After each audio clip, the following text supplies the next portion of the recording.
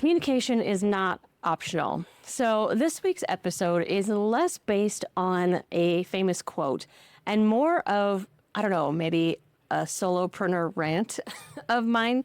We're going to talk about the absolute necessity of good communication in your business. Talk about a few examples of good examples, bad examples, and just kind of get your thoughts on where you think that communication needs improvement in your own business. But before we dive into this, make sure you like this video, subscribe to the channel if you haven't already, and ring that notification bell so that you never miss a tutorial or upload.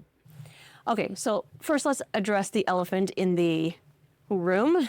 So I'm obviously not in my home office. I am out in the mountains this weekend. Got together with some amazing local business women, and we decided to take ourselves on a little business retreat. So I have spent the weekend up in the mountains at this gorgeous lake, which you may or may not see great in the background, but I'll throw in a few clips here so you can see the absolute Disney environment I have been in the last few days. But let's get back to the topic at hand. So one example from my personal experience in the corporate world where good communication kind of saved the day.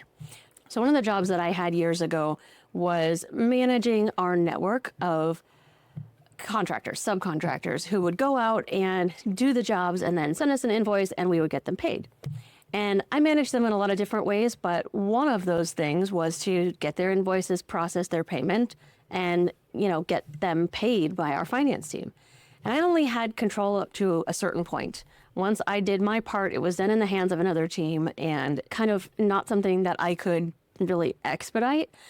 But of course, the contractor, the vendor, they knew me. They didn't know anyone in finance. So when they didn't get their payment when they expected it, who do you think they went to ask questions and find out what was going on? And when it comes to things like payment, there's a lot of stress involved there too, right? Because these guys are small businesses like I am now, like you might be, and they have to pay their vendors or their subscription fees or whatever. And so when they don't get paid on time, there's a lot of stress there. And there's a tendency for that stress to kind of get passed on to the next person. There were other people on my team that sometimes would be the ones getting the calls from these vendors asking about their invoices, things like that.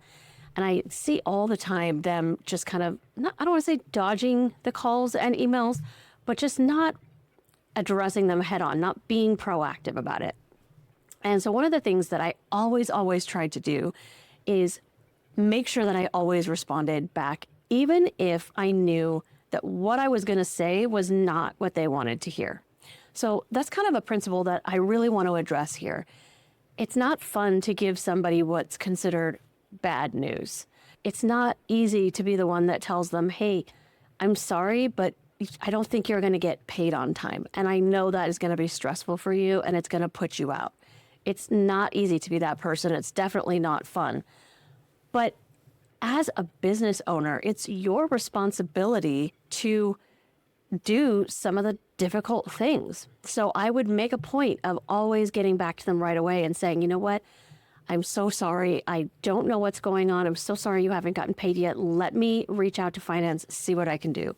Or maybe I already knew what was going on and why they weren't getting paid. And so I would say, I'm so sorry, XYZ, this is what's happening. I know that's not what you want to hear, but you will get paid by this day. I'm so sorry. And let me just tell you, the people who avoided responding and giving the bad news to our vendors always got the angry emails and the angry phone calls back. I never did. And it's not because of me necessarily, but it's because I respected them enough to communicate even when it was uncomfortable, even when it was something that I knew they weren't going to want to hear, because I didn't want them to feel neglected or forgotten or like they weren't important. And I think that applies across the board, whether it's paying a subcontractor or vendor, or maybe it's even having to tell your customer, hey, I know I promised that your order would be ready by this day. It's not going to be. I'm so sorry. It's going to be this many days longer. Most of the time, you're going to get a response from them of, oh, that's okay. I thank you so much for letting me know. I don't want to oversimplify or underappreciate the difficulty of it, but it's not rocket science, guys. Treat people the way that you would want to be treated. If you were on the other end of that, you'd probably be pretty understanding if your order or your payment was going to be a day or two late, but not if it was late and nobody gave you a heads up or nobody reached out and said, I'm aware of this. I'm so sorry. This is what I am promising you and I will follow through on, right?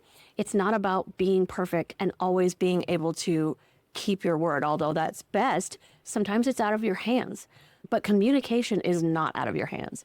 And on the flip side, as a customer, so when we moved up here to Idaho, we got a lot of different landscaping done over the course of the last few years. We had our backyard done. We did some stuff in the front and all this kind of thing. And the landscapers that we hired did phenomenal work. It looks great. It's exactly what we wanted. But there was such a lack of proactive communication.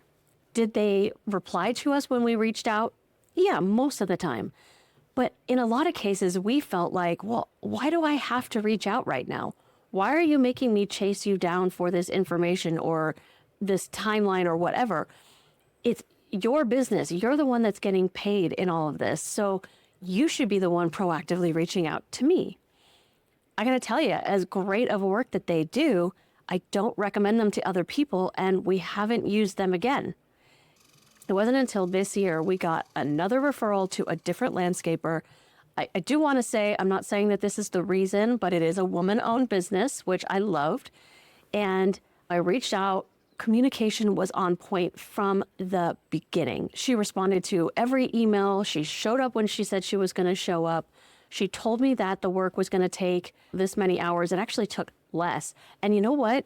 She even went above and beyond that. So when she gave us the quote at the beginning that we approved, she quoted on the high-end possibility of the job so that she was basically guaranteed she was not going to have to come back to us and jack up the price again, which is another aspect of communication. I'm not saying overcharge somebody, but give them the realistic maximum amount that they're going to end up paying you when that's possible, knowing that unforeseen circumstances happen, sure, but people much prefer if you underpromise and overdeliver. She had thought it might take a full day to get the work done. It turned out it didn't. She had quoted us for that time. And then when she sent me the balance, it was significantly less than I was expecting. I reached out. I said, hey, look, I'm not complaining, but can you help me understand why the bill is low? And she said, oh, well, it didn't take as long, so we just discounted the price. I mean, guys, that kind of communication is amazing. Now, did she potentially risk us not booking her in the first place by quoting kind of on the high end? Yeah, I guess so. But at the same time, she has a customer for life with us now because we know that she has the integrity and that she's going to do the best job, be communicative. I mean, we're definitely going to use her again. And I've already recommended her to multiple people. It makes such a difference. Your small business, no matter how you're marketing it, word of mouth is always going to be your best friend. We've talked about this when we talked about superfans. It's always about the experience that you give the customer that's right in front of you. And communication is a huge, huge part of that. So I guess the moral of the story from my perspective is communication is not optional. Good communication is a prerequisite for having a successful business, whether it's owning up to something not going as planned and having to communicate bad news to somebody, or communicating in a way that you just make sure that that person feels remembered and heard and important. That's what we want in our relationships, in our personal life. Why wouldn't we want that in business too?